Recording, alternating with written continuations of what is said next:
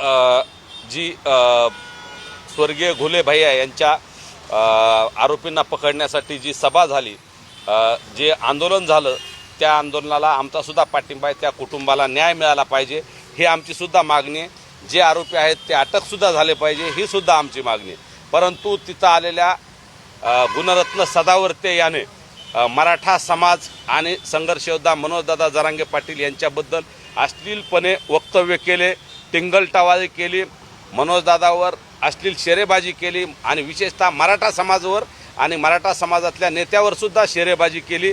त्या घटनेचा आम्ही सर्वप्रथम जाहीर निषेध करतो आणि सदावर्तेनं मराठा आणि ओबीसी, मराठा आणि वंजारी वाद लावण्याचा प्रयत्न केलाय, महाराष्ट्रातली शांतता भंग करण्याचा प्रयत्न केलाय। त्यामुळे त्याच्यावर गुन्हा दाखल झाला पाहिजे आणि त्याला महाराष्ट्रातून तडीपार केलं पाहिजे। या मागणीचं निवेदन, या मागणीचा गुन्हा दाखल करण्यासाठी आज आम्ही शिवाजीनगर पोलीस स्टेशन बीड येथे आलेलो आहोत आणि पोलीस निरीक्षक साहेबाला आम्ही त्याच्यावर कठोरात कठोर कलम लावून पुन्हा असे प्रकार होणार नाहीत यासाठी आम्ही मागणी केली।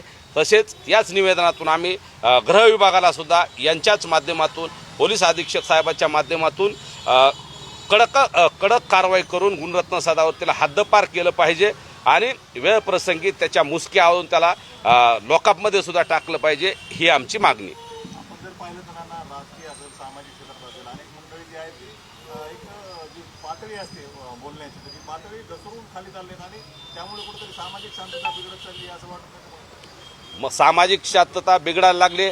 बऱ्याच लोकांना मराठा आणि ओबीसी वाद लावायचा आहे, त्यातून त्यांचा राजकीय स्वार्थ साधायचा आहे आणि त्याच्यामुळे हे सगळं चाललंय। म्हणून मराठा समाजाला मुद्दाम टार्गेट करायचं, मराठा आणि ओबीसी वाद लावायचा हे प्रकार चालू आहेत। म्हणून हे थांबलं पाहिजे, म्हणून कठोरात कठोर कारवाई करावी म्हणून आम्ही हे निवेदन दिले। अशा पद्धतीने जातीय तेढ निर्माण करणाऱ्या लोकांना काय इशारा द्याल?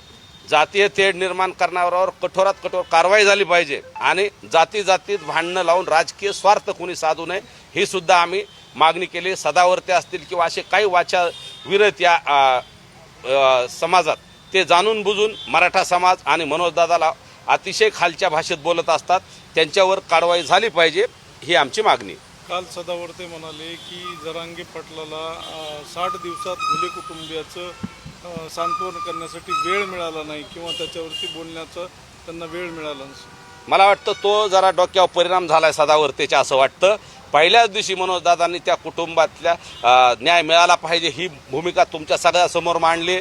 त्याच्यानंतर वेळोवेळी कालसुद्धा तुमचे काही पत्रकार गेले होते परवा दिवशी, त्यावेळेस सुद्धा त्यांनी सांगितले त्या कुटुंबाला न्याय मिळावा ही त्यांची भूमिका आहे। वेळोवेळी मीडियात सांगितलं, ठीक आहे, त्यांची तब्येतीमुळं किंवा ते सध्या जिल्ह्यातलं वातावरण थोडं वेगळं असल्यामुळं तिथं ते गेले नसतील, परंतु स्वर्गीय महादेव भैया मुंडेच्या कुटुंबाने बोलवलं, तिथं मनोजदादा गेले। त्या भगिनीने आमच्या हाक मारली होती मनोजदादाला की आम्हाला न्याय द्यायला या, तिथं गेले।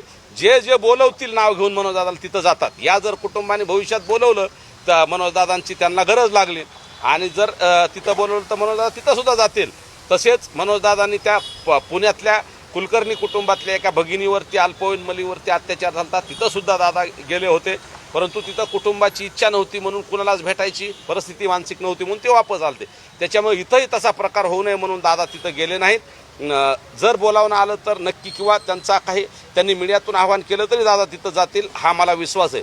तसेच मालेगावची घटना असेल किंवा जिथं अन्याय होईल तिथं मनोजदादा जात असतात। स्वर्गीय संतोष भाईच्या तिथं सुद्धा कुटुंबाने आवाहन केल्यानंतर गेलेले आहेत। त्याच्यामुळं भविष्यातही जिथं कुठं अन्याय होईल तिथं मनोजदादा हमेशा जातात। त्याच्यामुळं सदावर्तेने असं चुकीचं वक्तव्य करण्यापेक्षा अगोदर सगळी स्वतःची मानसिक तपासणी करून घ्यावी।